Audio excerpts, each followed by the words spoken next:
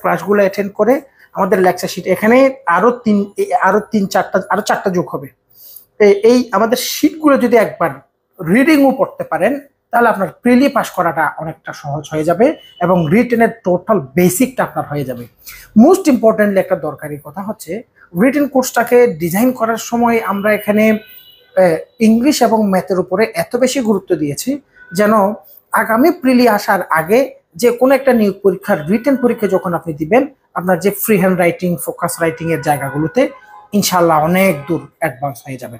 তো আমি মূলত সংক্ষিপ্ত কথা সেটা হচ্ছে 46 এর যারা মোটামুটি শেষ পর্যন্ত লেগেছিলেন, চেষ্টা করেছেন, আপনাদের জন্য বুদ্ধিমানের কাজ হবে রিটেনের কোর্সটা অ্যাটেন্ড করে আগামীকাল বিকেল 5টা থেকে ক্লাসটা শুরু করে দেয়া।